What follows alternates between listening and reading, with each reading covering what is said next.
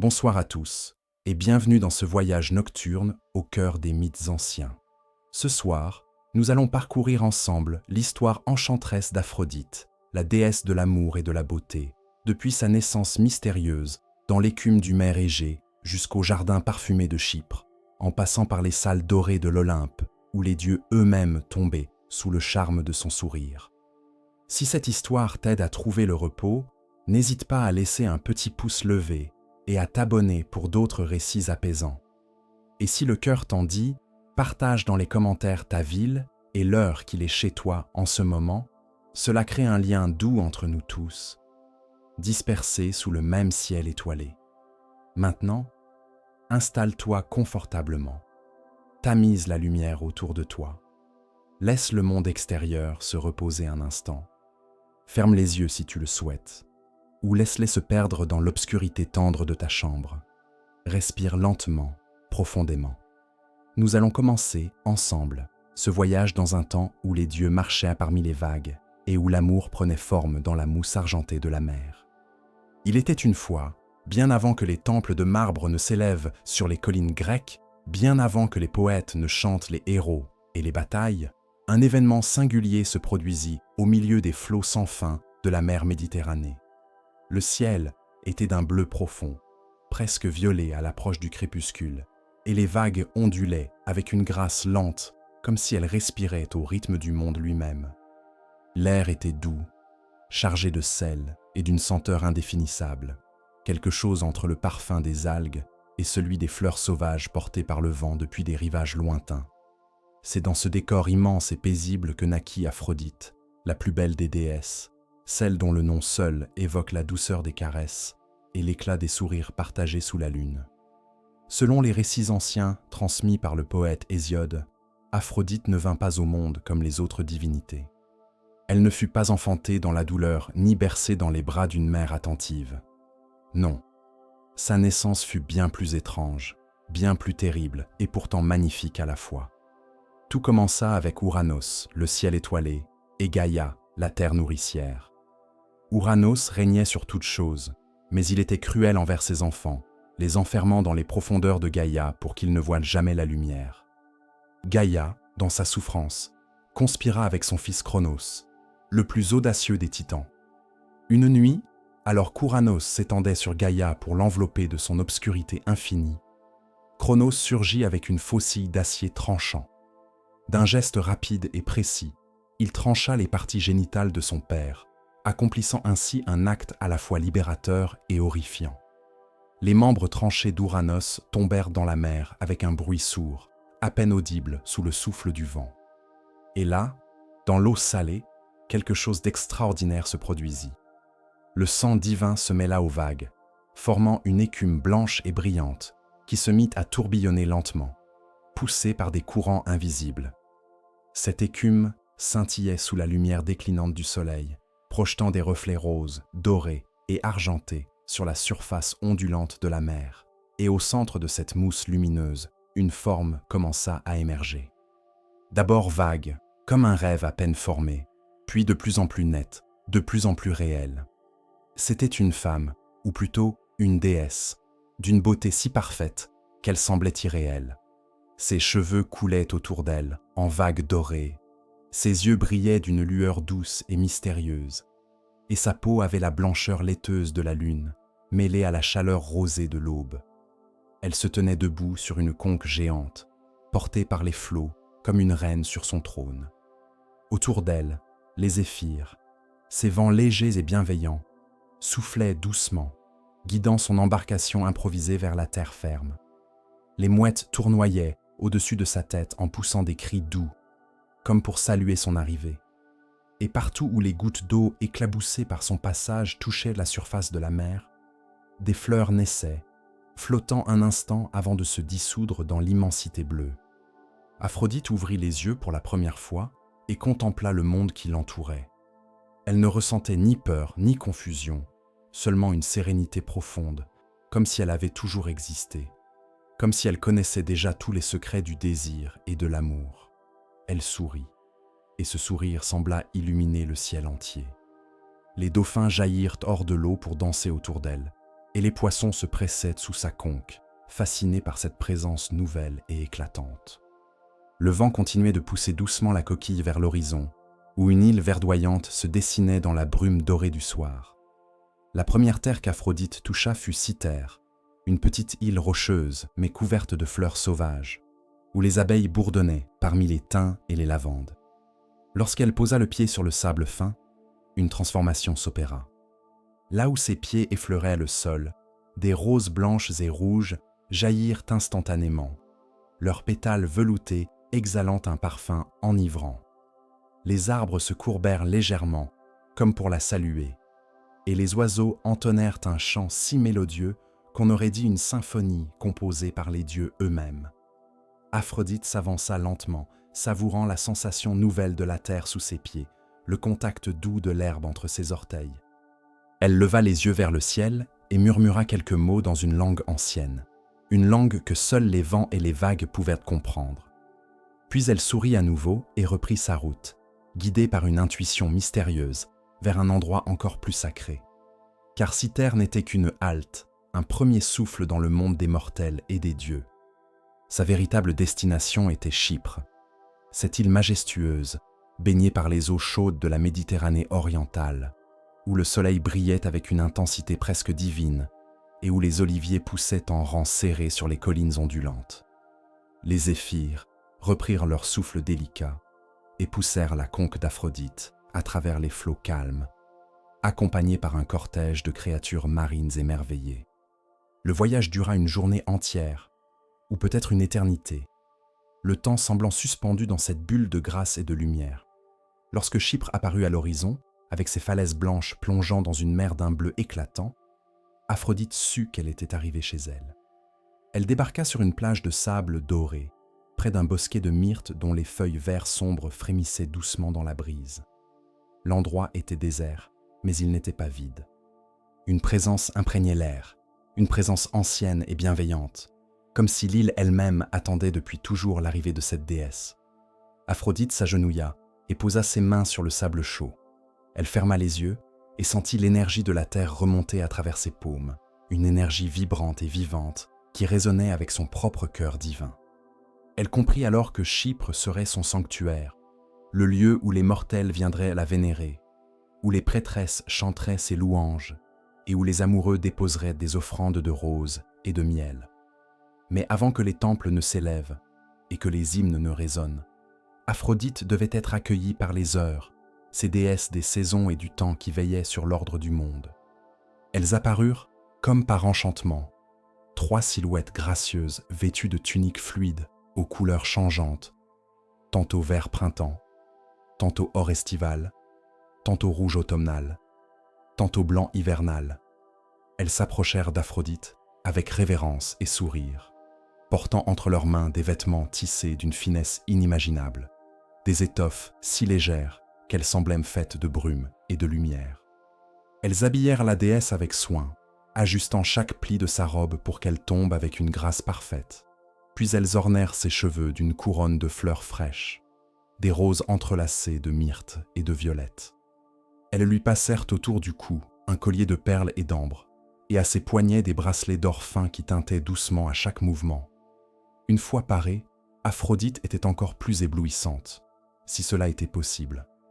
Les heures reculèrent d'un pas, contemplant leur œuvre avec satisfaction, puis elles lui prirent les mains et l'invitèrent à les suivre. Ensemble, elles s'élevèrent dans les airs, portées par une force invisible, et traversèrent les nuages en direction de l'Olympe, la demeure des dieux. Le voyage était long, mais il ne semblait jamais ennuyeux. Aphrodite observait le monde qui défilait sous elle, les montagnes enneigées, les vallées verdoyantes, les rivières scintillantes qui serpentaient comme des rubans d'argent. Elle voyait les villages des mortels, petits et fragiles, et elle ressentait déjà une tendresse étrange pour ces créatures éphémères qui vivaient et mouraient en un clin d'œil. Elle se demandait comment ils percevaient le monde, eux qui ne connaissaient pas l'éternité, eux dont les cœurs battaient avec une urgence que les dieux ne pouvaient en qu'imaginer. Enfin, l'Olympe se dressa devant elle, une montagne si haute que son sommet se perdait dans les nuées dorées. Les heures guidèrent Aphrodite à travers les portes massives, gardées par les saisons. et elles pénétrèrent dans le palais des dieux. Les salles étaient immenses, au plafond si élevé qu'on ne les distinguait pas, soutenues par des colonnes de marbre blanc veinées d'or. Le sol était pavé de pierres précieuses polies qui reflétèrent la lumière, comme des miroirs liquides. Partout, des fontaines chantaient doucement, leurs eaux cristallines coulant dans des vasques sculptés en forme de coquillages et de dauphins. L'air était chargé de parfums divins, ambroisie et nectar, myrrhe et encens, et une musique subtile flottait dans l'atmosphère, jouée par des lyres invisibles. Les dieux étaient rassemblés dans la grande salle du trône, où Zeus, le roi des dieux, siégeait sur un fauteuil massif d'ivoire et d'or.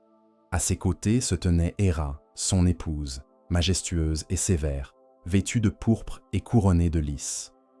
Autour d'eux se pressaient les autres divinités olympiennes. Poséidon, le maître des mers, avec sa longue barbe blanche et son trident étincelant. Athéna, la déesse de la sagesse, en armure d'argent et casque à cimier. Apollon, le dieu du soleil, radieux et souriant. Artémis, la chasseresse, avec son arc et ses flèches. Hermès, le messager ailé, toujours prêt à partir. Déméter, la déesse des moissons, tenant une gerbe de blé, et bien d'autres encore. Tous se turent lorsque les heures introduisirent Aphrodite dans la salle. Un silence absolu s'abattit sur l'Olympe. Tous les regards se tournèrent vers la nouvelle venue, et même les dieux, habitués à la splendeur et à la perfection, furent frappés de stupeur. Aphrodite s'avança lentement, avec une grâce naturelle qui semblait défier les lois de la gravité. Chaque pas était une danse, chaque mouvement de sa main une caresse invisible. Elle ne baissait pas les yeux, ne manifestait aucune timidité. Elle savait qui elle était, ce qu'elle représentait. Elle était l'amour incarné, le désir fait chair divine, et elle n'avait pas besoin de le proclamer. Sa simple présence suffisait. Zeus fut le premier à reprendre ses esprits. Il se leva de son trône et descendit les marches de marbre pour accueillir Aphrodite. Il lui tendit la main et elle la prit, effleurant à peine ses doigts puissants. Zeus sourit, un sourire à la fois paternel et troublé, car même le roi des dieux n'était pas insensible au charme d'Aphrodite. Il la présenta à l'assemblée, déclarant qu'elle était désormais l'une des leurs, qu'elle siégerait parmi les Olympiens et recevrait honneur et offrandes des mortels. Les dieux applaudirent, certains avec enthousiasme, d'autres avec une pointe de jalousie ou d'inquiétude. Héra, en particulier, observait Aphrodite avec un regard froid et calculateur. Elle pressentait déjà les troubles que cette déesse de la beauté pourrait causer, les rivalités qu'elle susciterait, les cœurs qu'elle briserait. Mais pour l'instant, tout n'était que célébration et harmonie. Un banquet fut organisé en l'honneur d'Aphrodite, une fête somptueuse où coulait le nectar et l'ambroisie, où les plats les plus exquis étaient servis sur des plateaux d'or. Les muses chantaient des hymnes en son honneur, leurs voix s'entrelaçant en harmonie si pure qu'elles semblaient toucher l'âme même des auditeurs. Les déesses vinrent offrir des cadeaux à Aphrodite. Athéna lui donna une broche d'argent ciselée, Artémis une ceinture de cuir fin, ornée de pierres lunaires, Déméter une couronne de blé et de coquelicots, et Héra, malgré sa réticence, lui offrit un miroir en bronze poli, afin qu'Aphrodite puisse contempler sa propre beauté quand elle le souhaitait. Aphrodite accepta chaque cadeau avec grâce et gratitude, mais elle savait que le véritable cadeau qu'elle possédait était bien plus précieux que tous ces objets.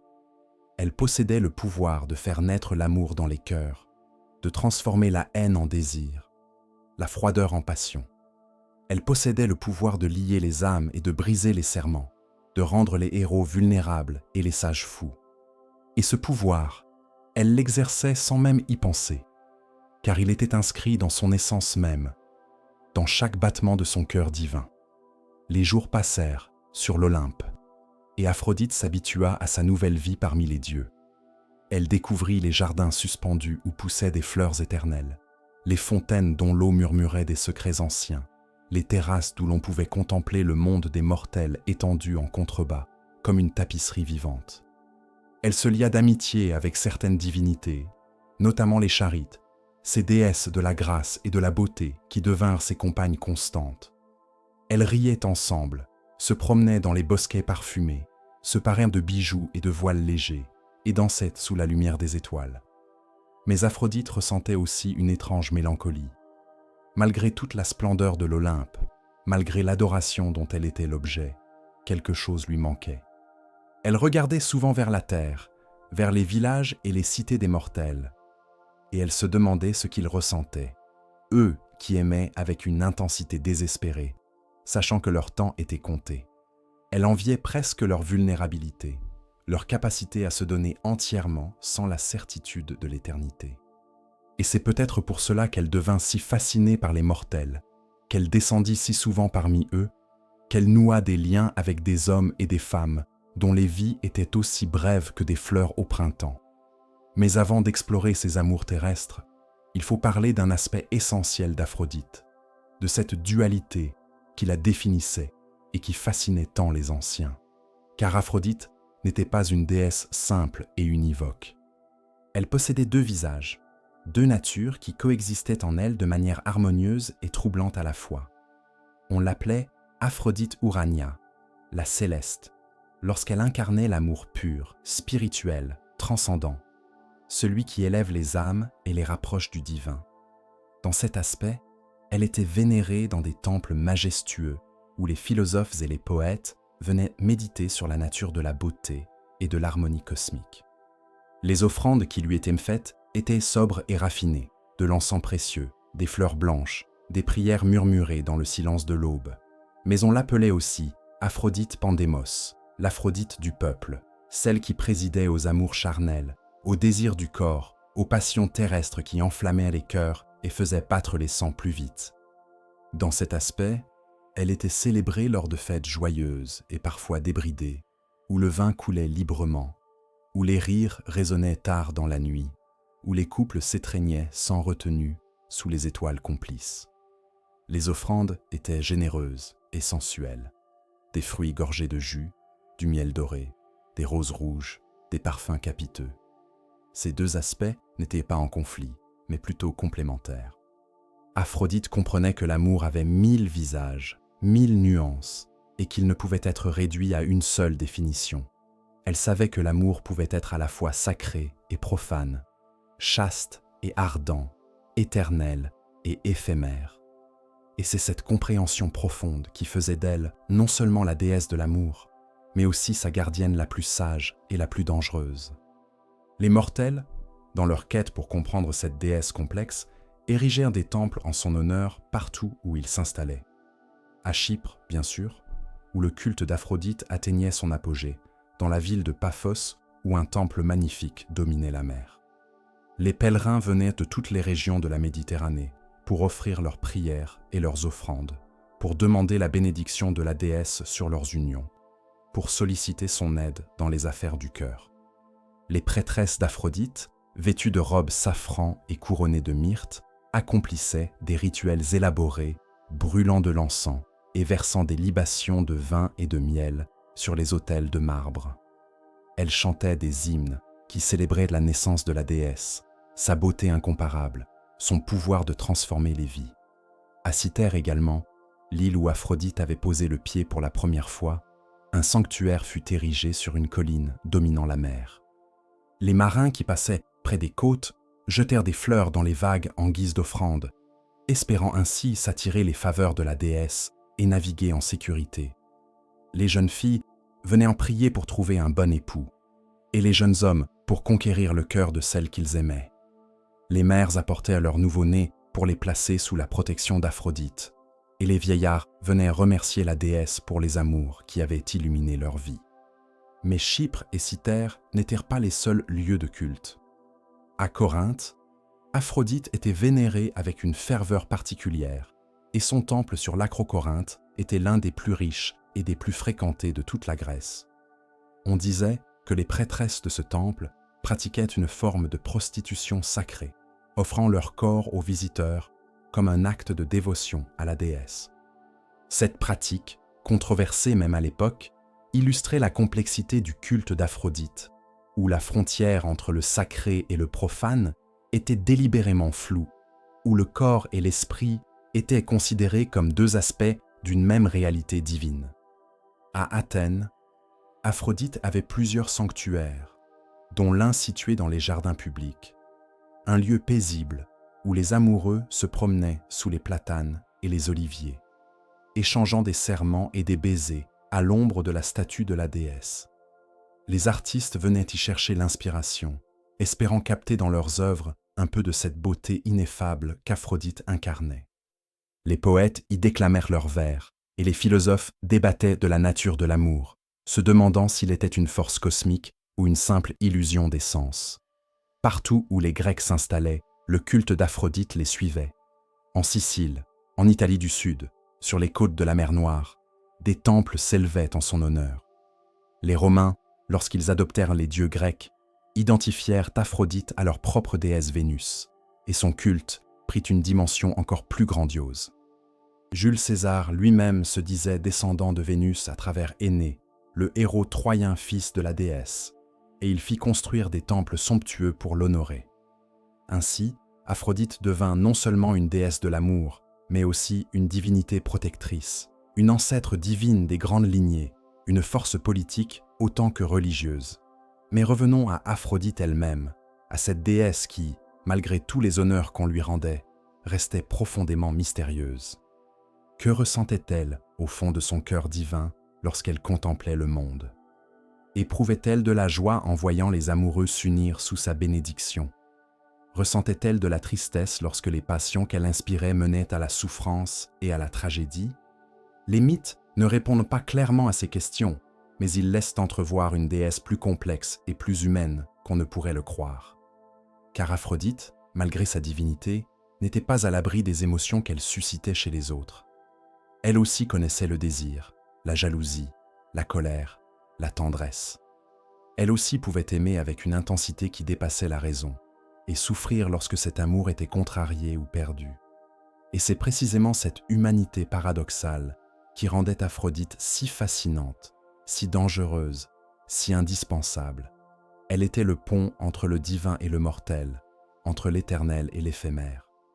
Elle rappelait aux dieux qu'ils n'étaient pas aussi différents des mortels qu'ils aimaient à le croire, et elle rappelait aux mortels qu'il y avait en eux une étincelle de divin, une capacité d'aimer qui transcendait les limites de leur existence fragile. Les nuits sur l'Olympe étaient douces et silencieuses, baignées par la lumière argentée des étoiles qui semblaient plus proches et plus brillantes qu'elles ne l'étaient sur terre. Aphrodite aimait ces moments de tranquillité, lorsque les autres dieux s'étaient retirés dans leurs palais respectifs et que le monde entier semblait retenir son souffle. Elle se promenait alors dans les jardins, pieds nus sur l'herbe fraîche, écoutant le murmure des fontaines et le chant lointain des rossignols. Elle s'asseyait parfois au bord d'une terrasse, les jambes pendantes dans le vide, et regardait le monde des mortels étendu en contrebas, scintillant de 1000 feux minuscules, chaque lumière représentant une vie, un rêve, un amour en train de naître ou de mourir.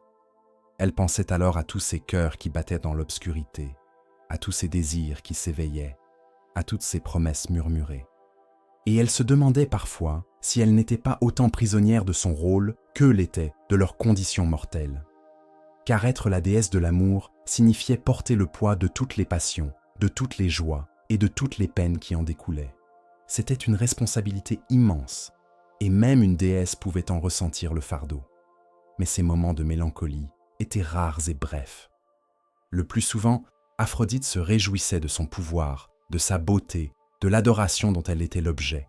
Elle aimait voir l'effet qu'elle produisait sur les dieux et les mortels, la manière dont les regards se troublaient en sa présence, dont les voix devenaient plus douces, dont les gestes se faisaient plus gauches. Elle aimait jouer avec ce pouvoir, le déployer comme un éventail précieux, le retirer soudain pour voir la confusion s'installer. Ce n'était pas de la cruauté, mais plutôt une curiosité, une exploration des limites de ce qu'elle pouvait faire, de ce qu'elle représentait. Et puis il y avait les Charites, ses compagnes fidèles, qui partageaient ses journées et ses nuits. Elles étaient 3 sœurs, Aglaé, Euphrosyne et Thalie, déesses de la grâce, de la joie et de l'abondance.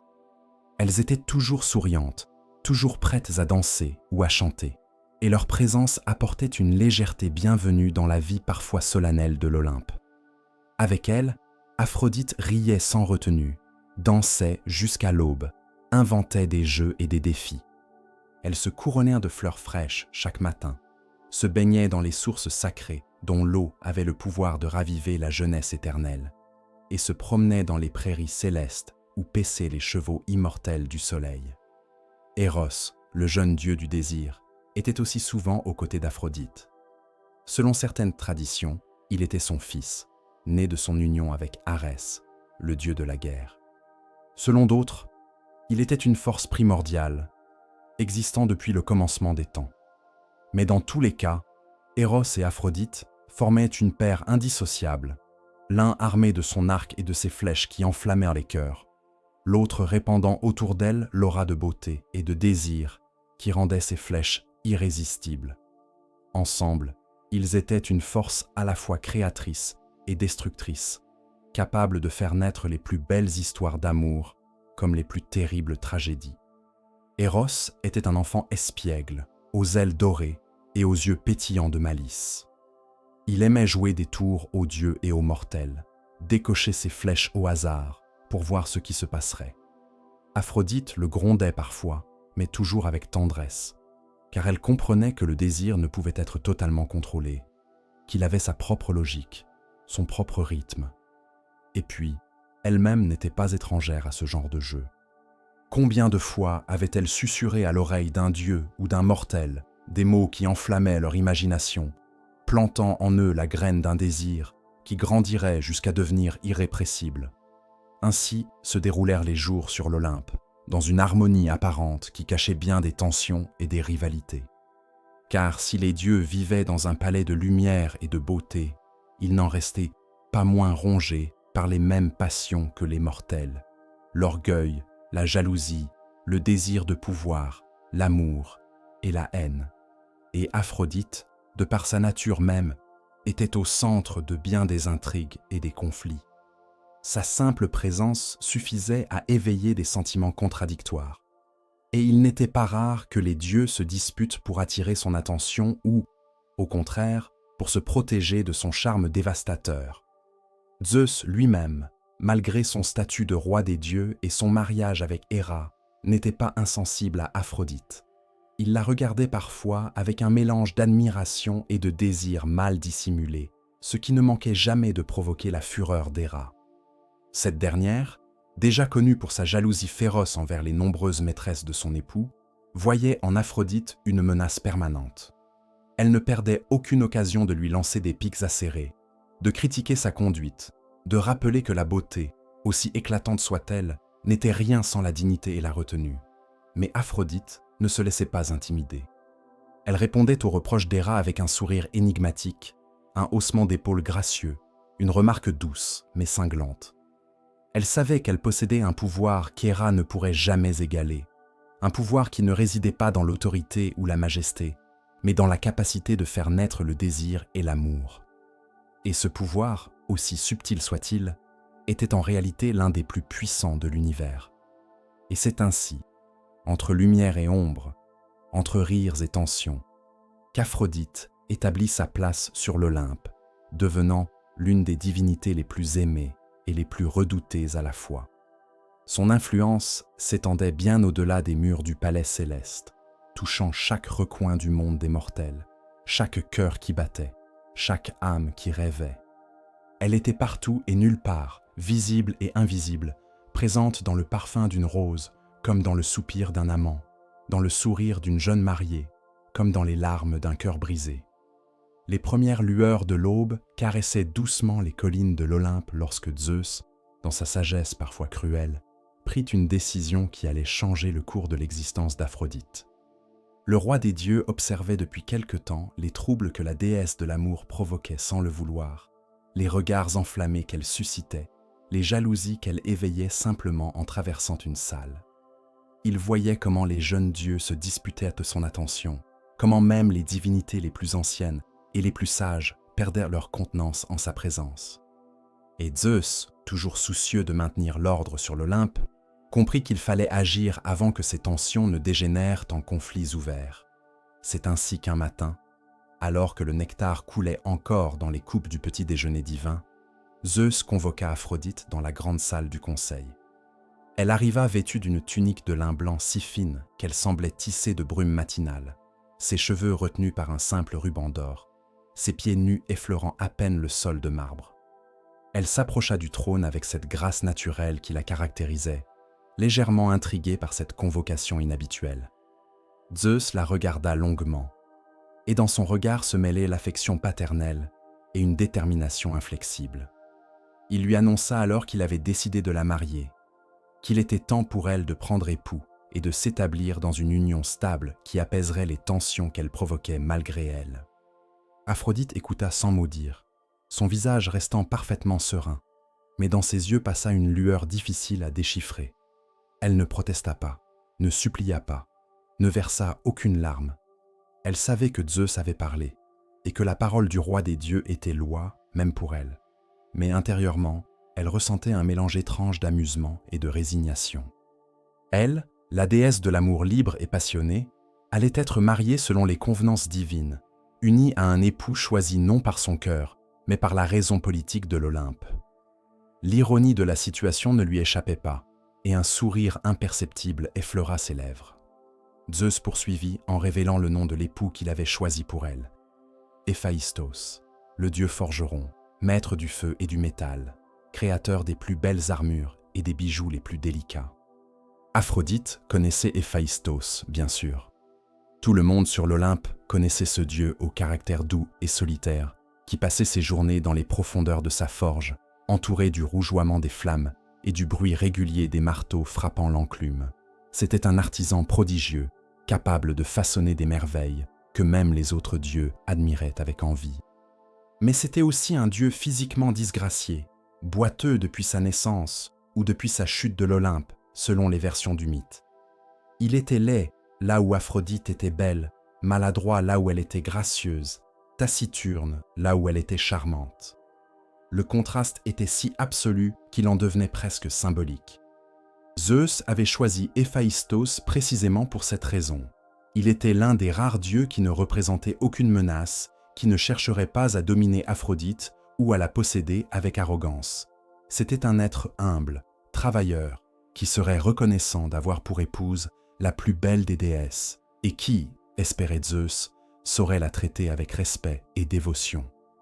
De plus, Héphaïstos était le fils d'Héra, et cette union permettrait peut-être d'apaiser la reine des dieux, de lui offrir une forme de compensation pour toutes les infidélités de Zeus.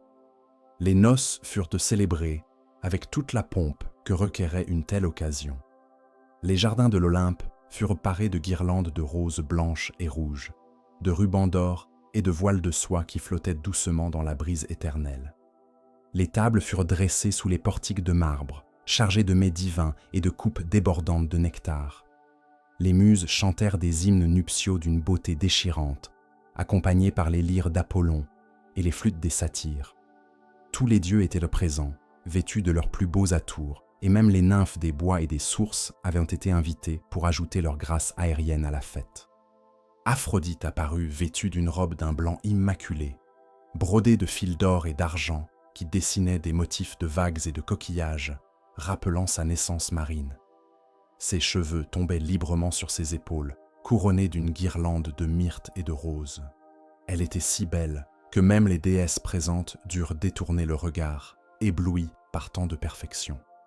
Héphaïstos, quant à lui, avait revêtu une tunique de pourpre sombre et un manteau agrafé par une broche qu'il avait lui-même forgée, représentant 2 colombes entrelacées. Il boitait en s'avançant vers l'autel, mais son visage rayonnait d'une joie timide et incrédule. Il n'arrivait pas à croire que cette créature de lumière et de grâce allait devenir son épouse.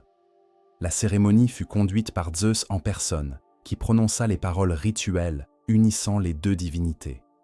Héra, malgré son expression sévère habituelle, semblait satisfaite de voir son fils honoré de cette manière. Les alliances furent échangées, de simples anneaux d'or ciselés, mais forgés par Héphaïstos avec un soin infini, chaque détail travaillé avec amour. Lorsque le moment vint de sceller l'union par un baiser, Aphrodite se pencha gracieusement vers son nouvel époux et effleura ses lèvres des siennes, un contact aussi léger qu'un souffle de vent.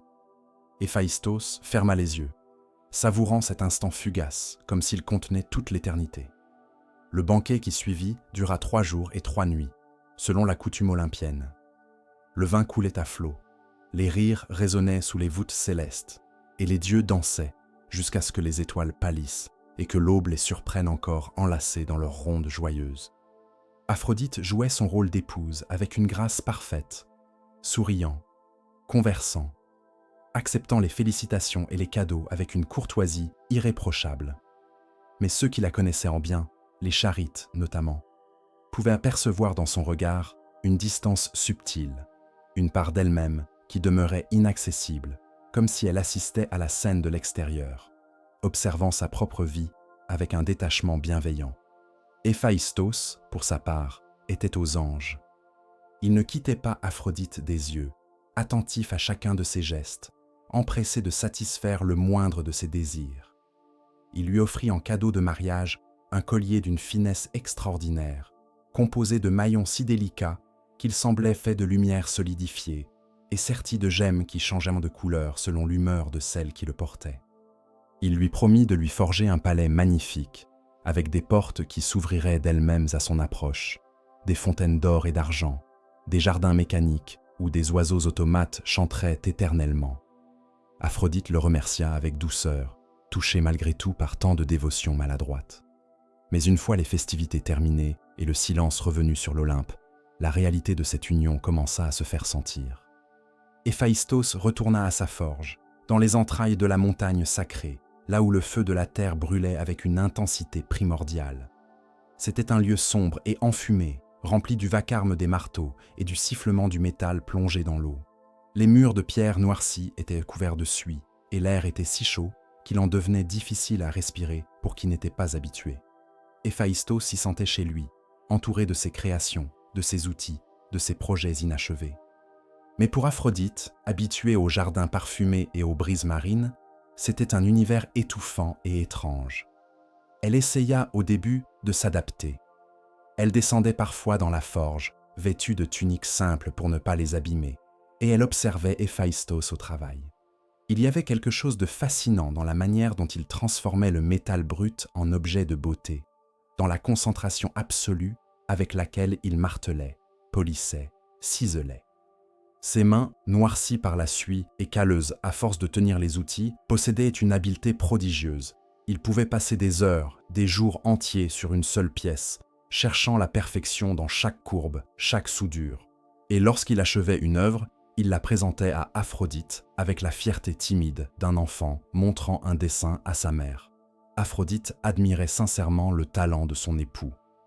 Elle portait les bijoux qu'il créait pour elle, des diadèmes étoilés, des bracelets qui s'enroulaient autour de ses bras comme des serpents de lumière, des boucles d'oreilles qui captaient la moindre lueur et la transformaient en arc-en-ciel miniature.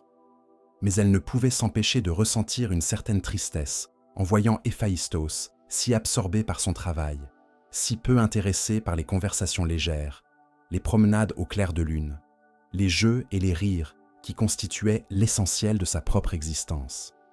Ils vivaient côte à côte, mais dans des mondes séparés. Lui dans les profondeurs de la terre, elle dans la lumière du ciel. Et puis, il y avait le manque de passion. Héphaïstos aimait Aphrodite. Cela ne faisait aucun doute. Il l'aimait avec une dévotion absolue, presque religieuse. Mais c'était un amour respectueux, presque craintif, qui n'osait pas se manifester avec ardeur. Il craignait de la déranger, de la froisser, de briser par sa maladresse cette créature si parfaite. Lorsqu'il partageait le lit conjugal, il était doux mais réservé, attentif mais distant, comme s'il n'arrivait pas à croire qu'il avait le droit de la toucher vraiment. Aphrodite, elle, ressentait le vide de cette union. Elle qui était la déesse de l'amour passionné, du désir ardent, se retrouvait liée à un époux qui la vénérait comme une statue dans un temple, belle mais intouchable.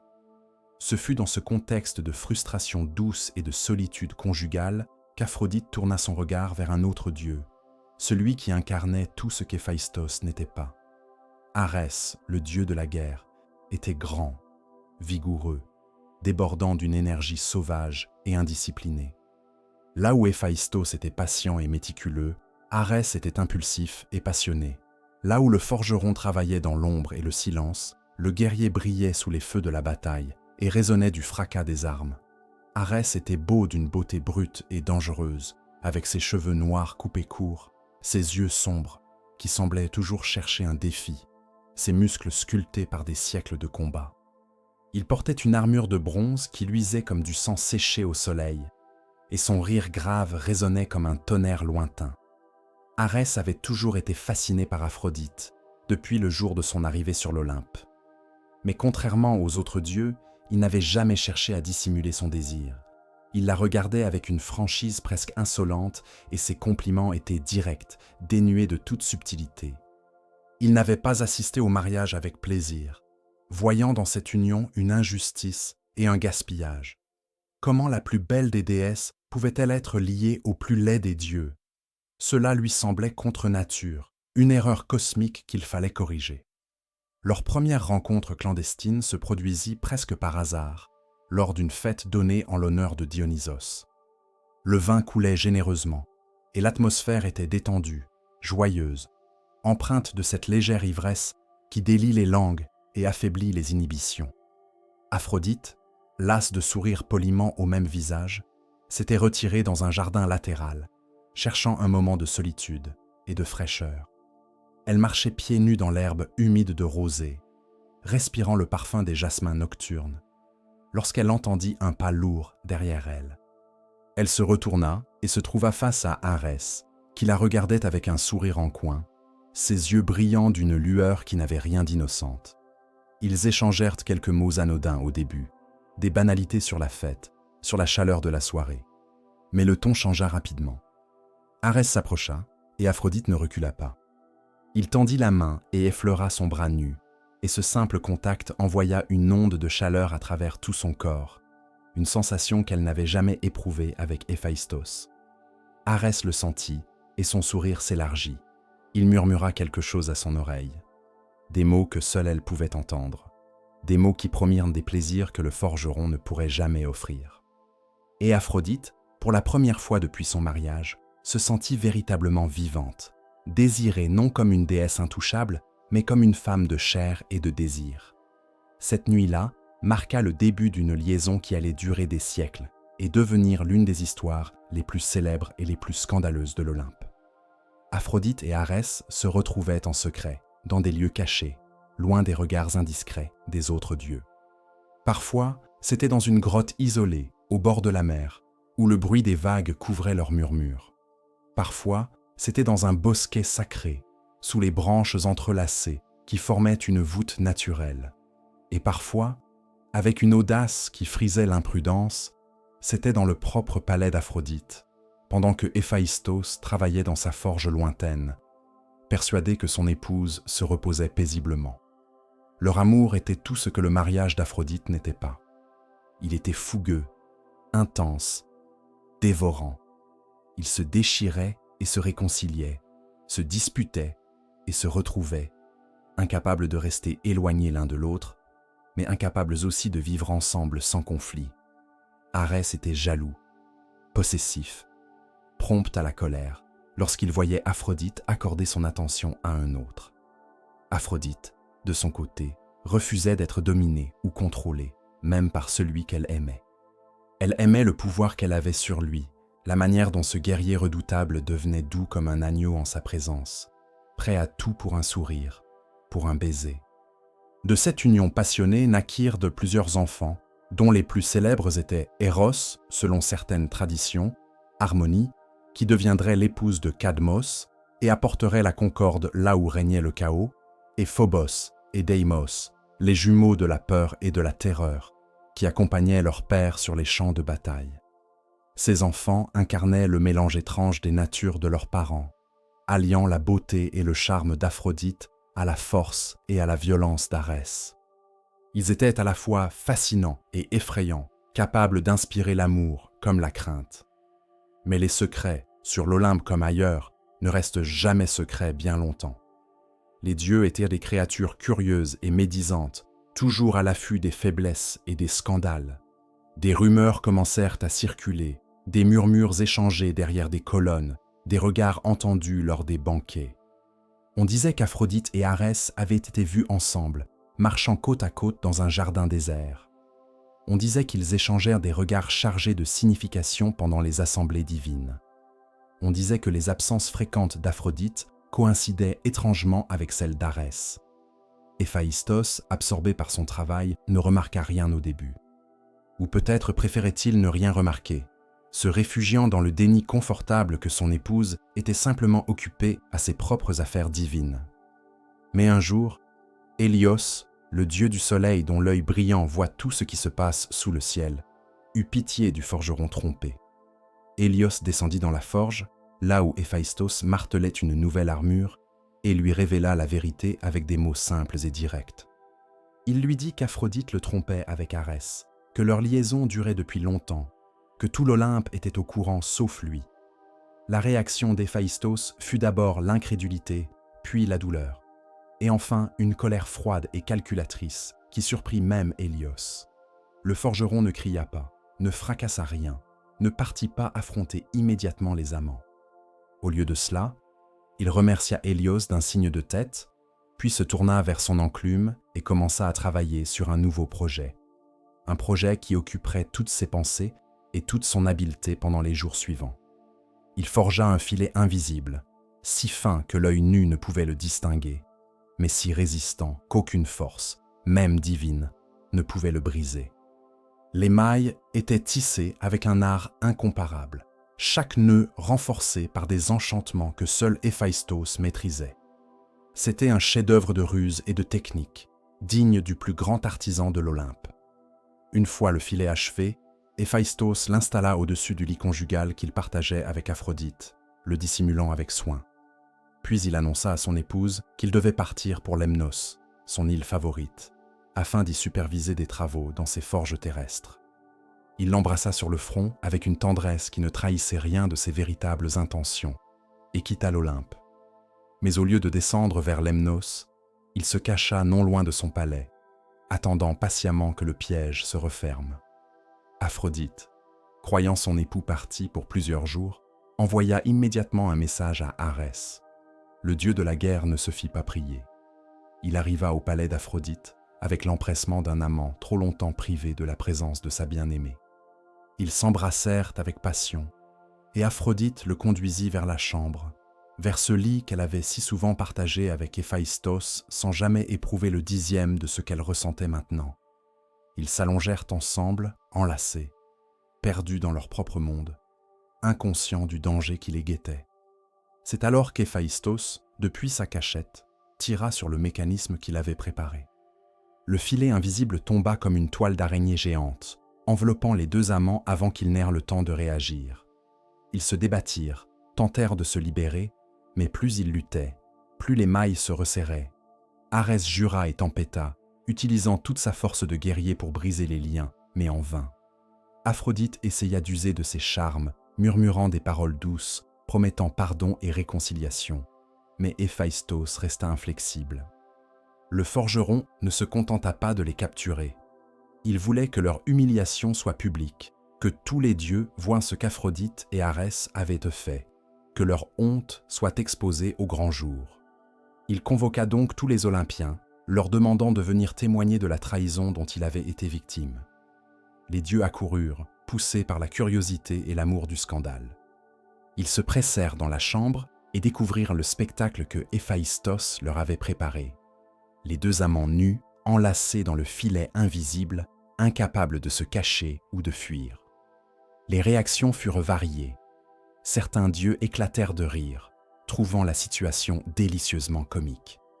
Apollon et Hermès échangèrent des plaisanteries à voix basse, Hermès allant jusqu'à dire qu'il accepterait volontiers d'être pris dans un tel filet si c'était pour se retrouver aux côtés d'Aphrodite.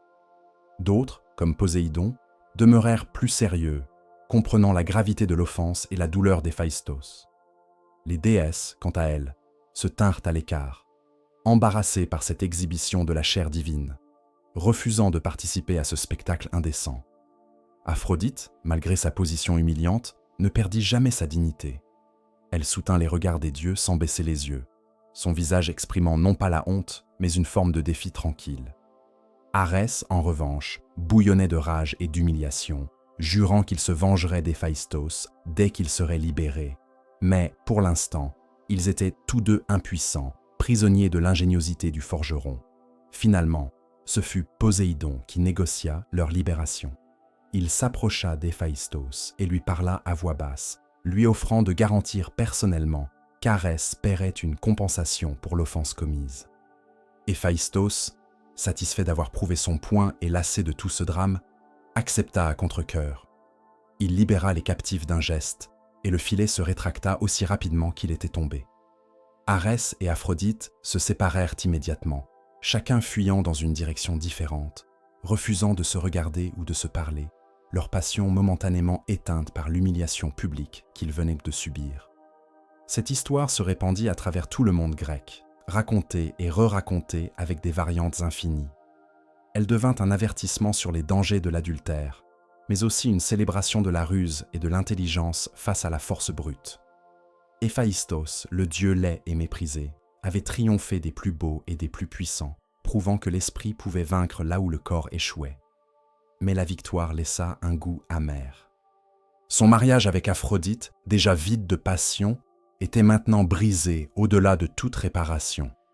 Ils continuèrent à vivre sous le même toit, à respecter les apparences, mais ils étaient désormais des étrangers l'un pour l'autre, liés par un contrat divin, mais séparés par un gouffre d'incompréhension et de ressentiment. Aphrodite, une fois la tempête passée, reprit sa vie avec la même sérénité apparente qu'avant. Elle ne cessa pas d'aimer Arès, mais leur relation devint plus discrète, plus prudente. Ils avaient appris la leçon de l'orgueil et de la négligence. Et la déesse tourna également son attention vers d'autres aventures, d'autres amours, car telle était sa nature. Elle ne pouvait être confinée, ni par un mariage, ni par une seule passion. Elle était l'amour lui-même, multiple et changeant, impossible à saisir ou à retenir. Les nuits continuaient à tomber sur l'Olympe, douces et étoilées, et Aphrodite continuait à marcher dans ses jardins préférés, respirant le parfum des roses et des myrtes, écoutant le murmure des fontaines. Elle pensait parfois à Héphaïstos, travaillant seul dans sa forge, et une vague tristesse l'effleurait. Elle n'avait jamais voulu lui faire du mal, mais elle ne pouvait pas être autre chose que ce qu'elle était, et lui non plus. C'était là la tragédie de leur union, une tragédie douce et silencieuse, qui se jouait dans l'ombre des palais divins, loin des regards des mortels, qui continuaient à prier et à offrir des sacrifices, ignorant les drames qui se déroulaient au-dessus de leur tête. L'aube se levait lentement sur Chypre, cette île bénie où Aphrodite avait jadis émergé des vagues écumantes, et c'était vers ses rivages familiers qu'elle revenait souvent chercher le réconfort et la paix. Loin de l'Olympe et de ses intrigues, loin des regards scrutateurs et des langues acérées, elle pouvait redevenir simplement elle-même, sans masque ni rôle à jouer. Elle marchait pieds nus sur le sable encore frais de la nuit, ses cheveux dénoués flottant librement dans la brise marine, et elle respirait profondément l'air salé qui portait avec lui tous les souvenirs de sa naissance miraculeuse.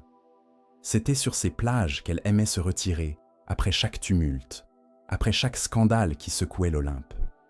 Les mortels de l'île la vénéraient avec une dévotion particulière, lui construisant des temples de marbre blanc ornés de colombes et de roses, lui offrant des sacrifices de miel et de fleurs, lui chantant des hymnes au crépuscule.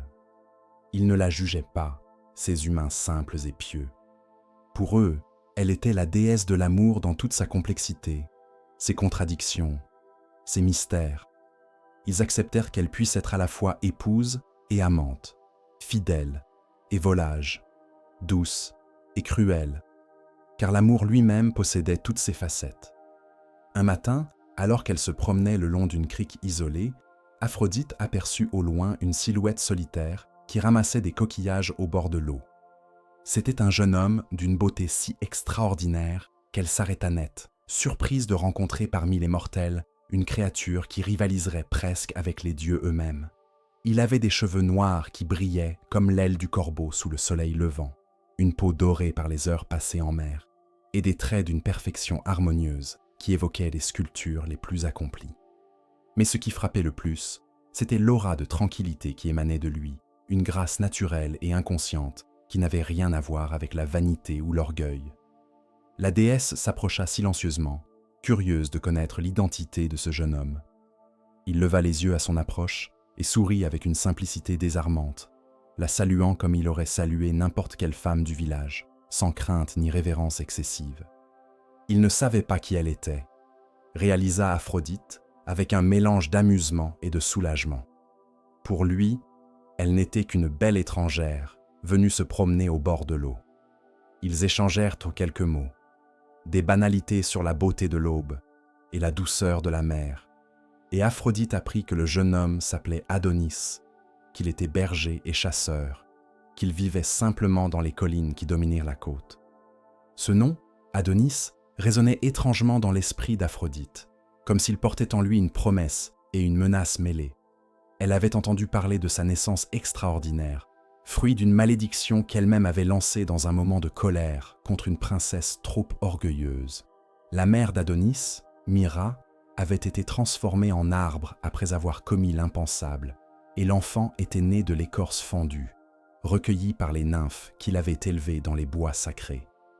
Aphrodite avait presque oublié cette histoire, mais voici que le destin ramenait cet enfant devenu homme sur son chemin, comme pour fermer un cycle qu'elle avait elle-même initié. Elle revint le lendemain, et le jour suivant encore, trouvant toujours Adonis au même endroit, occupé à ses tâches simples de pêcheur et de cueilleur.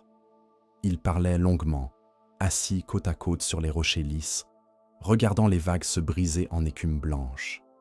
Adonis racontait sa vie avec une candeur touchante, ses journées passées à garder les troupeaux dans les pâturages d'altitude, ses nuits à dormir à la belle étoile, ses chasses solitaires dans les forêts profondes, où les cerfs et les sangliers se cachaient. Il parlait des saisons qui se succédaient, du cycle éternel de la nature, de la beauté austère des montagnes et de la générosité de la mer. Sa vie était simple mais pleine, et il semblait parfaitement content de son sort. Aphrodite l'écoutait avec une attention qu'elle accordait rarement à quiconque.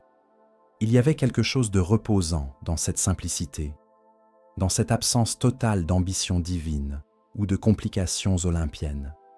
Adonis ne cherchait pas à l'impressionner, ne tentait pas de la séduire avec des mots flatteurs ou des promesses grandioses. Il était simplement lui-même, authentique et direct, et cela touchait la déesse d'une manière qu'elle n'avait pas anticipée. Elle se surprit à penser à lui lorsqu'elle retournait sur l'Olympe pour les assemblées obligatoires, à compter les jours avant de pouvoir redescendre sur l'île et le retrouver. Lentement, imperceptiblement, l'affection se transforma en quelque chose de plus profond. Aphrodite tomba amoureuse d'Adonis, non pas de l'amour passionné et tempétueux qu'elle avait connu avec Arès, mais d'un amour plus doux et plus troublant, un amour qui ressemblait presque à de la tendresse maternelle mêlée de désir. Elle voulait le protéger, le garder près d'elle, le préserver de tous les dangers du monde. Elle lui révéla finalement qui elle était, et Adonis accepta cette révélation avec la même tranquillité qu'il acceptait toute chose, sans peur ni adoration excessive. Il l'aimait pour ce qu'elle était lorsqu'elle était avec lui, cette femme rieuse et légère qui oubliait son statut divin pour courir pieds nus dans les vagues ou cueillir des fleurs sauvages sur les falaises. Ils passèrent ensemble des mois qui semblèrent à Aphrodite plus précieux que tous les siècles de sa vie immortelle. Elle négligeait ses devoirs olympiens, ignorait les convocations de Zeus, évitait même Arès qui la cherchait avec une jalousie croissante. Elle vivait dans une sorte de rêve éveillé, partagé entre le monde des dieux et celui des mortels, appartenant pleinement à aucun des deux. Elle apprit à Adonis des secrets que seuls les immortels connaissaient, lui montra des lieux cachés où les nymphes dansaient au clair de lune, lui offrit des cadeaux façonnés par Héphaïstos lui-même, des bijoux et des armes d'une beauté surnaturelle. Mais Adonis restait un mortel, et les mortels portent en eux la graine de leur propre faim. Il aimait la chasse par-dessus tout, cette confrontation entre l'homme et la bête sauvage, ce moment de danger pur où la vie et la mort ne tiennent qu'à un fil. Aphrodite le suppliait de rester prudent, de ne pas poursuivre les animaux les plus dangereux, les sangliers aux défenses acérées et les lions aux griffes mortelles. Elle lui parlait des chasseurs qu'elle avait vus tomber, des jeunes hommes forts et courageux que la mort avait fauchés en pleine jeunesse. Mais Adonis souriait et l'embrassait pour la rassurer, lui promettant qu'il ferait attention, qu'il connaissait la forêt mieux que quiconque, que rien de mal ne lui arriverait. Un jour, Aphrodite dut retourner sur l'Olympe pour assister à une cérémonie importante qu'elle ne pouvait plus éviter. Elle quitta Adonis à l'aube, le cœur lourd d'un pressentiment qu'elle ne parvenait pas à nommer. Elle lui fit jurer de ne pas chasser pendant son absence, de rester près de la côte, en sécurité. Il le lui promit, et elle s'envola vers les hauteurs célestes, se retournant plusieurs fois pour regarder la silhouette qui rétrécissait sur la plage, la main levée en signe d'adieu. Mais Adonis, jeune et confiant, ne tint pas sa promesse. Le lendemain de son départ, il partit chasser dans les collines, accompagné seulement de ses chiens et de son javelot. La journée était belle, le ciel d'un bleu limpide, et les forêts résonnaient du chant des oiseaux. Il suivit la piste d'un sanglier gigantesque dont les empreintes s'enfonçaient profondément dans la terre meuble. C'était une bête légendaire, disait-on, qu'aucun chasseur n'avait jamais réussi à abattre, un animal d'une taille monstrueuse et d'une férocité terrible. Adonis le trouva dans une clairière, occupé à fouiller le sol de son groin massif. La bête était encore plus imposante qu'il ne l'avait imaginé, avec des défenses recourbées longues comme des lames et des yeux petits et rouges qui brûlaient d'une intelligence malveillante. Certains racontaient que ce sanglier n'était pas un animal ordinaire, mais une créature envoyée par Arès lui-même, fou de jalousie envers le mortel qui avait volé le cœur d'Aphrodite. D'autres disaient qu'Artémis, offensée par le mépris d'Adonis pour les lois de la chasse sacrée, avait lâché cette bête pour le punir. Quelle que fût la vérité, le sanglier était là, réel et mortel. Adonis leva son javelot et le lança avec toute la force et la précision dont il était capable. Le projectile vola droit et se planta dans l'épaule de l'animal, mais au lieu de le terrasser, cela ne fit que décupler sa rage. Le sanglier poussa un grognement qui ressemblait à un cri de guerre et chargea, traversant la clairière en quelques bonds massifs. Adonis n'eut pas le temps de fuir. La bête le renversa et ses défenses acérées s'enfoncèrent profondément dans la cuisse du jeune homme, tranchant l'artère fémorale dans une gerbe de sang écarlate. Le sanglier disparut dans les fourrés aussi soudainement qu'il était apparu, laissant Adonis gisant sur l'herbe qui se teintait rapidement de rouge. Le jeune homme porta la main à sa blessure et sentit le sang chaud couler entre ses doigts. Il comprit immédiatement qu'il était perdu, que la blessure était mortelle. Autour de lui, la forêt continuait à vivre, indifférente à son agonie. Les oiseaux chantaient toujours, le soleil brillait à travers le feuillage, et seuls ses chiens gémissaient doucement, couchés à ses côtés. Sur l'Olympe, Aphrodite ressentit soudain une douleur aiguë au cœur, une angoisse si violente qu'elle chancela et dut s'appuyer contre une colonne pour ne pas tomber. Elle ne comprenait pas d'où venait ce sentiment de panique, mais elle savait avec une certitude absolue que quelque chose de terrible était arrivé à Adonis. Sans un mot d'explication, elle s'envola de l'Olympe, traversant le ciel à une vitesse que même les vents avaient du mal à suivre, fonçant vers Chypre comme une flèche de lumière.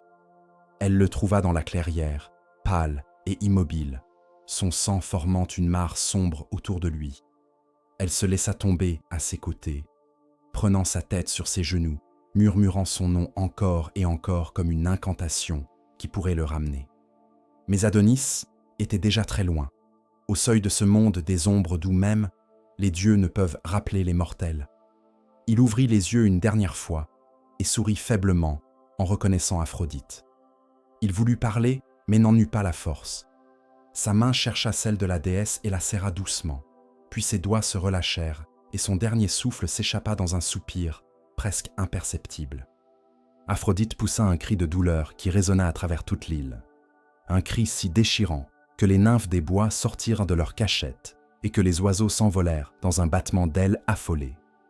Elle serra le corps sans vie contre elle, le berçant comme on berce un enfant, refusant d'accepter ce qui venait de se passer. Elle qui était immortelle, qui avait traversé les millénaires sans jamais connaître la mort, se trouvait soudain confrontée à sa réalité la plus brutale. L'être qu'elle aimait le plus était parti, et aucun pouvoir divin ne pouvait changer cela. Elle resta là pendant des heures, ou peut-être des jours. Le temps n'avait plus de sens. Finalement, elle déposa doucement le corps d'Adonis sur l'herbe et se redressa.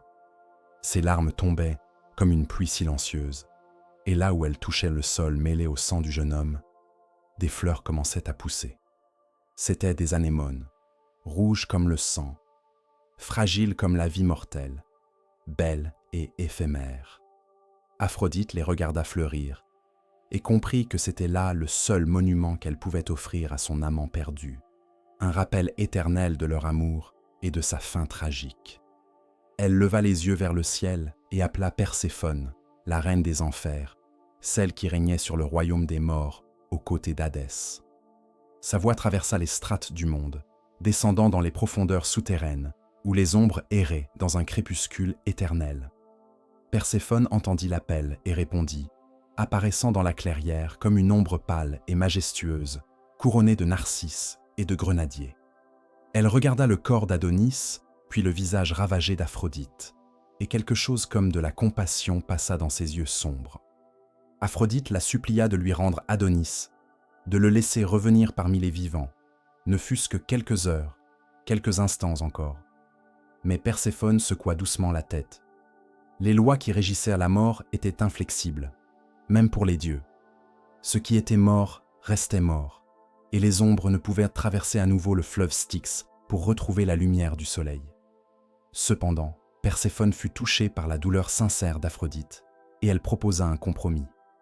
Adonis passerait une partie de l'année dans les enfers, à ses côtés, car elle-même était tombée sous le charme de ce jeune homme d'une beauté si rare. Mais pendant l'autre partie de l'année, il serait autorisé à remonter vers le monde des vivants pour retrouver Aphrodite. Aphrodite accepta cet arrangement, bien qu'il lui déchirât le cœur de devoir partager, même dans la mort, celui qu'elle aimait.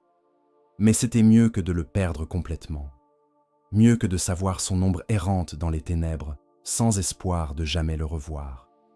Ainsi fut établi le cycle d'Adonis, qui descendait dans les enfers pendant les mois d'hiver, quand la terre se refroidissait et que les plantes mouraient, et qui remontait au printemps, quand la vie explosait à nouveau dans un débordement de couleurs et de parfums. Chaque année, lorsque revenait le temps du retour d'Adonis, Aphrodite descendait sur terre pour l'accueillir. Elle marchait dans les champs couverts de fleurs nouvelles, et les mortels disaient que c'était sa joie qui faisait éclore les roses et les anémones, qui réchauffait l'air et faisait chanter les oiseaux. Puis, lorsque l'été déclinait et que les premières feuilles commençaient à jaunir, Adonis devait repartir, et la tristesse d'Aphrodite jetait sur le monde une mélancolie douce qui annonçait l'automne. Cette histoire se répandit rapidement parmi les mortels, qui y virent une explication des saisons, un mythe qui donnait sens au cycle éternel de la vie et de la mort, de la croissance et du déclin. Ils instituèrent des fêtes en l'honneur d'Adonis, des célébrations où les femmes pleuraient sa mort et célébraient sa renaissance, plantant dans des jarres des graines qui poussaient rapidement puis se fanaient, image de la vie brève et intense du jeune chasseur. Ces fêtes, les Adonis, étaient empreintes d'une tristesse joyeuse, d'une reconnaissance que la beauté et l'amour sont éphémères, que tout ce qui vit doit mourir, mais que dans cette mort même se trouve la promesse d'un renouveau. Aphrodite, quant à elle, apprit ce que les mortels savaient depuis toujours, que l'amour véritable comporte toujours une part de souffrance, que désirer, c'est aussi craindre de perdre, que la joie la plus intense s'accompagne de la conscience de sa fragilité.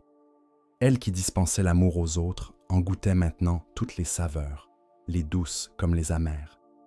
Et peut-être, dans cette expérience de la perte et du deuil, devint-elle une déesse plus complète, plus profonde, capable de comprendre les prières désespérées des mortels qui imploraient son aide dans leur chagrin d'amour.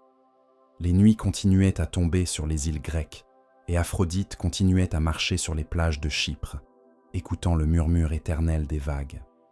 Elle portait parfois une anémone rouge glissée dans ses cheveux, et ceux qui la voyaient ainsi savaient qu'elle pensait à Adonis, à cet amour qui avait transcendé les frontières entre mortels et immortels, à cette douleur qui ne guérirait jamais complètement mais qui l'avait transformée d'une manière qu'elle ne regrettait pas.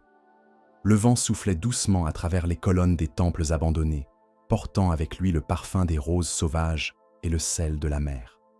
Quelque part, dans les profondeurs de la terre, Adonis attendait patiemment le moment de son retour, et quelque part sur l'Olympe, Aphrodite comptait les jours avec une impatience qu'elle ne cherchait plus à dissimuler. Le monde tournait, les saisons se succédaient, et leur histoire se répétait dans un cycle aussi ancien et inévitable que celui du soleil et de la lune. Les années s'écoulaient sur l'Olympe, comme des gouttes d'eau sur le marbre éternel, et Aphrodite demeurait, immuable en apparence, mais transformée en profondeur par tout ce qu'elle avait vécu. Elle était toujours la déesse de l'amour et de la beauté, toujours vénérée dans d'innombrables temples à travers le monde méditerranéen, toujours invoquée par les amants désespérés et les jeunes mariées anxieuses. Mais quelque chose en elle avait changé, s'était approfondi, comme un puits dont le fond se serait éloigné pour toucher des nappes souterraines plus anciennes et plus mystérieuses. Elle observait désormais les affaires des mortels avec une attention différente, moins capricieuse, plus contemplative. Elle voyait dans leurs amours éphémères un reflet de sa propre expérience avec Adonis, cette intensité particulière que confère la conscience de la finitude. Les mortels aimaient avec une urgence que les immortels ne pouvaient vraiment comprendre, car chaque instant volé à la mort était précieux. Chaque baiser portait en lui l'ombre de la séparation inévitable. Aphrodite avait goûté à cette urgence, et elle ne l'oublierait jamais. Un soir, alors qu'elle se tenait sur une terrasse de l'Olympe, regardant le soleil descendre lentement vers l'horizon occidental, Héra vint se placer à ses côtés. Les deux déesses restèrent un moment en silence, contemplant le spectacle du ciel qui s'embrasait de pourpre et d'or. Héra, d'ordinaire si prompte aux remarques acerbes et aux jugements sévères, semblait ce soir-là habitée par une humeur différente, presque pensive. Elle finit par parler, sa voix dépourvue de son tranchant habituel. Elle dit qu'elle avait observé Aphrodite au fil des siècles, qu'elle avait été témoin de ses errances et de ses passions, de ses triomphes et de ses défaites. Elle admit, avec une franchise rare, qu'elle avait longtemps jugé la déesse de l'amour trop légère, trop insouciante, trop libre dans ses affections, mais elle reconnaissait maintenant qu'il y avait dans cette liberté une forme de courage que elle-même, Héra, n'avait jamais possédée. Aphrodite osait désirer, osait se donner, osait souffrir, alors qu'Héra s'était enfermée depuis si longtemps dans sa dignité blessée et sa colère froide qu'elle avait oublié ce que signifiait vraiment aimer. Aphrodite écouta ces paroles avec surprise et une émotion qu'elle ne chercha pas à dissimuler. Elle répondit doucement qu'elle aussi avait jugé Héra trop durement, qu'elle avait vu seulement la jalousie et la vengeance, là où il y avait aussi une fidélité absolue, une loyauté qui ne fléchissait jamais malgré toutes les trahisons. Elles étaient, chacune à leur manière, prisonnières de leur nature divine, condamnées à rejouer indéfiniment les mêmes scènes, mais peut-être pouvaient-elles au moins se comprendre, sinon se pardonner. Ce fut un moment de grâce fragile entre deux déesses qui s'étaient si longtemps affrontées, un instant de paix suspendu au-dessus du gouffre de leurs anciennes inimitiés. Il ne dura pas très longtemps, car les vieilles habitudes ont la vie dure, mais il laissa quelque chose derrière lui, une possibilité, une ouverture que ni l'une ni l'autre n'oublia complètement. Les mortels, pendant ce temps, continuaient à raconter et à embellir les histoires d'Aphrodite, tissant autour d'elle une tapisserie de mythes et de légendes qui dépassait de loin ce qu'elle avait réellement vécu. Chaque cité portuaire avait son récit de la déesse apparaissant sur les vagues, chaque bosquet sacré son histoire d'amour divine, chaque source cachait sa nymphe qui prétendait avoir été la confidente d'Aphrodite. La déesse elle-même s'amusait parfois de ses inventions, de la façon dont les humains transformaient et magnifiaient ses actes, créant à partir de fragments de vérité des récits qui prenaient vie propre et échappaient même à ceux qui les avaient initiés. Elle descendait encore régulièrement sur Terre, mais ses visites prenaient désormais des formes plus discrètes, plus intimes. Elle n'apparaissait plus dans des cortèges éclatants de lumière et de parfums, mais se glissait incognito parmi les mortels, adoptant l'apparence d'une femme ordinaire, parfois même d'une vieille femme voûtée par l'âge. Elle aimait observer ainsi les humains dans leur vérité quotidienne, loin des temples et des sacrifices, dans les moments simples où l'amour se manifestait sans artifice. Une mère berçant son enfant malade, un vieillard tenant la main de son épouse mourante, deux jeunes gens échangeant leur premier baiser maladroit sous un olivier centenaire. C'était dans ces moments-là qu'Aphrodite se sentait le plus proche de sa véritable essence, non pas celle de la déesse olympienne parée de tous ses atours, mais celle de la force primordiale qu'elle incarnait, cette pulsion de vie qui rapproche les êtres et les pousse à créer, à se donner, à s'ouvrir malgré tous les risques. L'amour qu'elle représentait n'était pas seulement celui des amants enlacés, mais aussi celui qui unit les parents à leurs enfants, les amis entre eux, les communautés entières dans des liens invisibles mais puissants de solidarité et d'affection. Un jour, elle se trouvait dans un petit village de pêcheurs sur la côte de Thessalie, déguisée en simple voyageuse. Elle assista à un mariage modeste, sans faste ni cérémonie élaborée, juste deux jeunes gens s'unissant devant leur famille et leurs voisins. Le marié était un pêcheur au visage tanné par le sel et le vent, la mariée une tisserande aux mains calleuses et au sourire timide. Ils n'avaient rien de remarquable, aucune beauté extraordinaire, aucun destin glorieux qui les attendait. Ils vivraient probablement toute leur vie dans ce village, élèveraient leurs enfants, vieilliraient ensemble, si les dieux le permettaient, puis mourraient et seraient oubliés, sauf par leurs descendants immédiats. Pourtant, lorsqu'ils échangèrent leurs vœux, lorsque leurs mains se joignirent et que leurs regards se croisèrent, Aphrodite vit dans leurs yeux la même éternité qu'elle avait cherchée dans tous ses amours divins et mortels. Pour eux, dans cet instant précis, rien d'autre n'existait que leur union, et cet instant contenait en lui-même toute la plénitude de l'existence. La déesse sentit les larmes lui monter aux yeux, émue d'une façon qu'elle ne s'expliquait pas complètement. Elle bénit silencieusement le couple, leur souhaitant une longue vie et un amour qui durerait, et elle repartit sans révéler son identité, laissant derrière elle seulement une sensation étrange de chaleur et de bien-être que les villageois attribuèrent à la bonté du jour et à la joie de la célébration. Sur l'Olympe, les autres dieux vaquaient à leurs occupations éternelles, tissant et détissant les destins des mortels comme on joue aux dés, se querellant et se réconciliant dans un cycle sans fin. Zeus continuait à régner avec son mélange habituel d'autorité majestueuse et de caprice tyrannique, Héra à surveiller jalousement ses incartades, Athéna à dispenser sa sagesse austère, Apollon à faire résonner sa lyre dans les salles dorées. Chacun demeurait fidèle à sa nature, prisonnier de son rôle dans le grand théâtre cosmique. Aphrodite participait toujours au conseil divin, assistait aux banquets, maintenait les apparences, mais une partie d'elle restait désormais ailleurs, tournée vers ce monde mortel qui l'avait tant blessée et tant enrichie. Elle pensait souvent à Adonis pendant les longs mois de son absence, lorsqu'il demeurait dans les enfers aux côtés de Perséphone. Elle imaginait les deux jeunes gens marchant dans les jardins d'Asphodèle, conversant à voix basse dans la pénombre éternelle du royaume souterrain. Une jalousie douce la prenait parfois, mais elle était différente de celle qu'elle avait ressentie autrefois, moins possessive, plus mélancolique. Elle avait appris, à travers toutes ces expériences, que l'amour ne pouvait être possédé ou contrôlé, qu'il était par nature aussi libre que le vent qui souffle où il veut. On pouvait l'accueillir lorsqu'il venait, le chérir tant qu'il demeurait, le pleurer lorsqu'il partait, mais jamais le forcer à rester contre son gré. Cette leçon, les mortels la connaissaient instinctivement, car leur vie brève ne leur laissait pas le temps de l'illusion d'une possession éternelle. Les dieux, avec leur immortalité, avaient en plus de mal à l'accepter, s'accrochant avec une ténacité désespérée à ce qui par nature devait rester fluide et changeant. Les saisons continuaient leur danse immémoriale, et chaque retour du printemps voyait Adonis remonter vers la lumière pour rejoindre Aphrodite.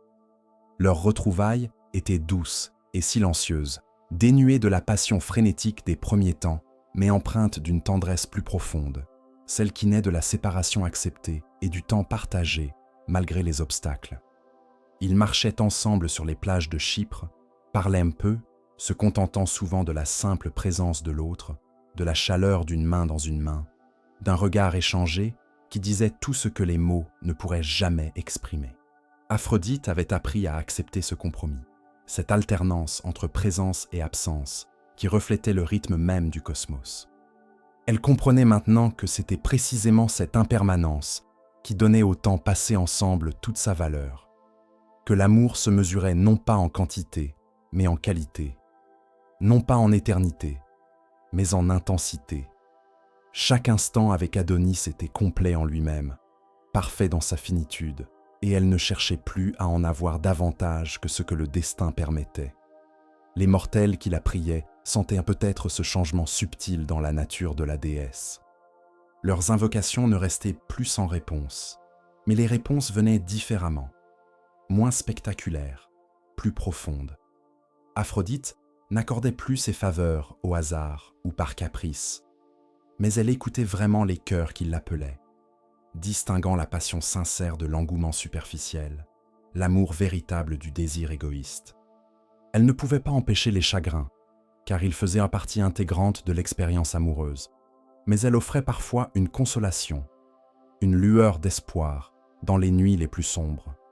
Un soir, Héphaïstos vint la trouver dans ses appartements. Il marchait toujours avec sa claudication caractéristique, mais son pas semblait moins lourd qu'autrefois, comme s'il avait déposé quelque part une partie du fardeau qu'il portait. Ils ne s'étaient pas vraiment parlé depuis des années, se croisant parfois lors des assemblées divines, mais échangeant à peine quelques mots de courtoisie glacée. Ce soir-là, pourtant, Héphaïstos s'assit sans être invité et regarda longuement Aphrodite, son regard habituellement fuyant posé sur elle avec une franchise nouvelle.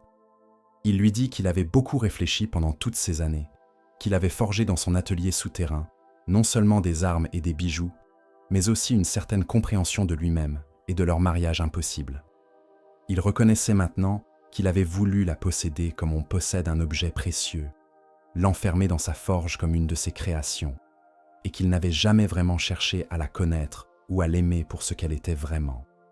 Il s'excusa, avec une simplicité touchante, pour le piège qu'il leur avait tendu à elle et Arès, pour l'humiliation publique qu'il leur avait infligée, reconnaissant que cela n'avait servi qu'à le rendre lui-même encore plus amer et encore plus seul. Aphrodite écouta en silence, surprise par cette transformation. Elle répondit doucement qu'elle aussi avait des regrets, qu'elle n'avait jamais été pour lui l'épouse qu'il méritait, qu'elle l'avait traité avec un mépris qu'il n'avait pas mérité. Ils étaient deux êtres incompatibles qu'on avait forcés à s'unir, et tous deux avaient souffert de cette union, chacun à sa manière. Peut-être ne pourraient-ils jamais être vraiment proches, mais ils pouvaient au moins se séparer en paix, sans rancune, en reconnaissant honnêtement leur tort mutuel. Héphaïstos acquiesça et se leva pour partir. Avant de franchir le seuil, il se retourna une dernière fois et lui dit qu'il lui souhaitait sincèrement de trouver le bonheur, où qu'il se trouve, et qu'il espérait qu'elle ne l'avait pas complètement trouvé, car c'était la quête elle-même qui donnait un sens à l'existence, non l'accomplissement final. Aphrodite sourit à ces paroles, y reconnaissant une sagesse inattendue de la part du dieu forgeron. Elle lui répondit qu'elle lui souhaitait la même chose, et ils se séparèrent ainsi, non pas réconciliés vraiment, mais libérés enfin du poids de leur ressentiment mutuel. La nuit tombait doucement sur l'Olympe, et les étoiles commençaient à percer le voile bleu sombre du ciel. Aphrodite sortit sur sa terrasse et leva les yeux vers la voûte céleste où brillaient les constellations éternelles, ces histoires gravées dans le firmament pour que même les générations futures se souviennent des anciens mythes. Elle chercha du regard celle qu'on appelait la couronne d'Ariane, puis celle du cygne, où Zeus avait placé l'histoire de ses métamorphoses, puis celle du berger, qui rappelait à certains la figure d'Adonis. Toutes ces histoires entrelacées, tous ces destins croisés, toutes ces amours accomplis ou brisés, formaient une tapisserie immense dont elle n'était qu'un fil parmi tant d'autres. Aphrodite comprit alors, avec une clarté qui la surprit elle-même, qu'elle n'était pas seulement la déesse qui dispensait l'amour aux autres, mais aussi une étudiante éternelle de ce mystère qu'elle incarnait. Chaque expérience, chaque joie, chaque douleur était une leçon, une facette supplémentaire de cette force primordiale qu'elle ne comprendrait peut-être jamais complètement, mais qu'elle pouvait au moins honorer en la vivant pleinement. Elle pensa à tous ceux qu'elle avait aimés. Arès avec sa passion de feu, Adonis avec sa douceur mortelle, Anchise avec sa dignité blessée, et même aux amours plus brèves, aux rencontres fugaces qui avaient chacune laissé leur empreinte.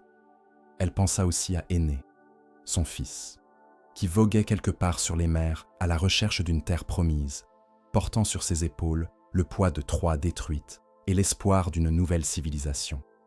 Elle l'avait protégé autant qu'elle le pouvait, mais elle savait qu'elle devait aussi le laisser accomplir son destin seul, car c'était le propre de tout parent d'aimer suffisamment pour savoir quand relâcher son étreinte. Le vent nocturne apportait des odeurs de la terre en contrebas, les parfums entremêlés de la mer et des montagnes, des forêts de pins et des champs de lavande.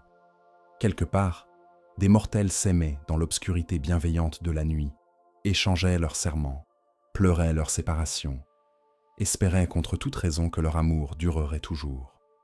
Aphrodite les sentait tous, une multitude infinie de cœurs battants, et elle envoya vers eux une bénédiction silencieuse, un souhait que leur passion trouve son accomplissement, ou du moins sa paix. Elle demeura ainsi longtemps, immobile comme une statue de marbre sous la lumière argentée de la lune, et ceux qui l'auraient vue ainsi n'auraient su dire si elle était triste ou heureuse, si elle pleurait ou souriait.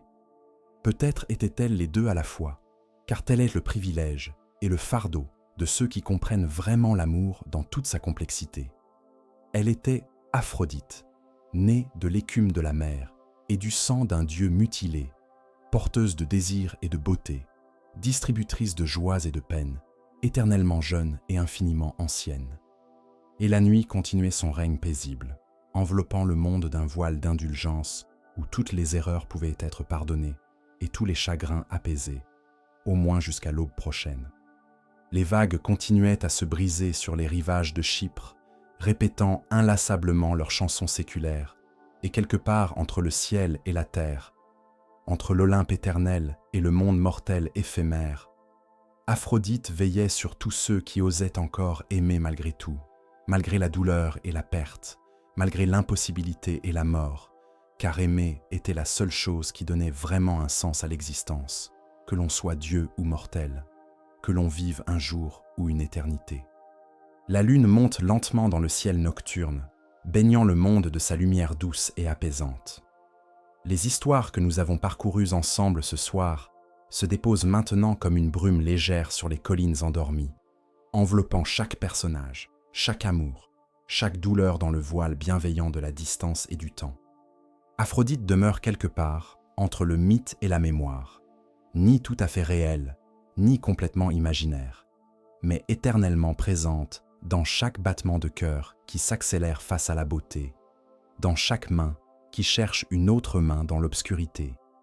Les temples antiques sont silencieux maintenant, leurs colonnes dressées comme des gardiens de pierre veillant sur des secrets oubliés. Le parfum des roses sauvages flotte encore dans l'air nocturne, mêlé au sel de la mer qui respire paisiblement, sa marée montant et descendant dans un rythme aussi ancien que le monde lui-même.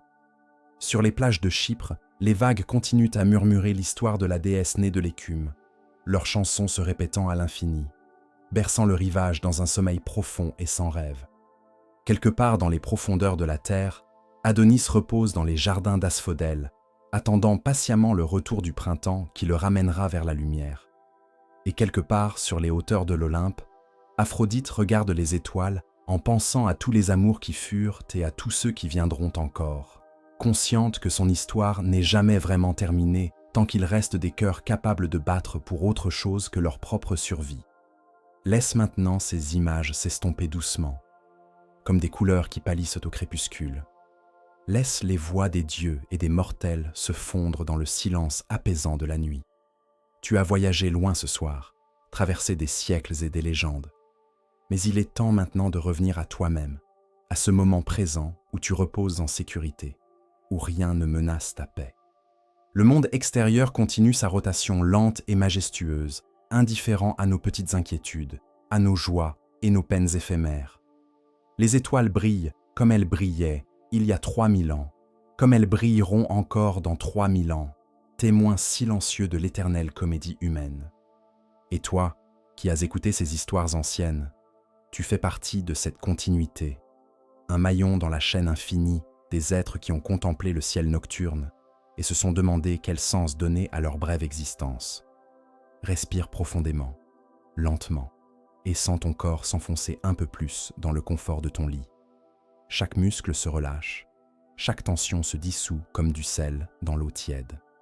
Tes paupières sont lourdes maintenant, si lourdes qu'il devient difficile de les garder ouvertes. Ce n'est pas grave, laisse-les se fermer, laisse l'obscurité t'accueillir avec douceur. Les histoires d'Aphrodite continueront sans toi cette nuit, se racontant d'elles-mêmes dans les recoins silencieux du monde, murmurant aux amoureux endormis. consolant les cœurs brisés dans leurs rêves. Tu n'as pas besoin de rester éveillé pour les entendre. Elles seront toujours là demain et après-demain, attendant patiemment que tu reviennes les visiter si tu le souhaites. Pour l'instant, il n'y a que cette nuit, ce moment de repos absolu, cette permission de ne rien faire, de ne rien être d'autre qu'un corps qui se repose et un esprit qui se dissout doucement dans les brumes du sommeil. Le monde peut bien continuer à tourner, les dieux peuvent bien poursuivre leurs intrigues éternelles, mais toi, tu es libre de t'en détacher complètement, de dériver vers ces rivages paisibles, où même les rêves sont doux et sans conséquence. Dors maintenant, dors profondément et sans inquiétude. Que la nuit t'enveloppe de son manteau protecteur, que le silence te berce jusqu'à l'aube, que tes rêves soient peuplés de jardins tranquilles et de brises tièdes. Tu as parcouru un long chemin ce soir, à travers les légendes et les âges, et tu mérites ce repos, ce moment de paix absolue où plus rien ne t'est demandé. Les anémones rouges fleurissent quelque part sur une colline grecque. Les roses s'ouvrent dans les jardins nocturnes, et la mer continue son chant éternel. Tout est à sa place, tout suit son cours naturel, et toi aussi tu peux maintenant suivre le tien, descendant doucement vers les profondeurs apaisantes du sommeil. Bonne nuit, voyageur. Repose-toi bien. Le monde sera toujours là demain, avec ses histoires et ses mystères. Mais pour l'instant, laisse-toi simplement être, laisse-toi simplement dormir, laisse-toi simplement exister dans cette paix parfaite et silencieuse qui n'appartient qu'à la nuit. Dors.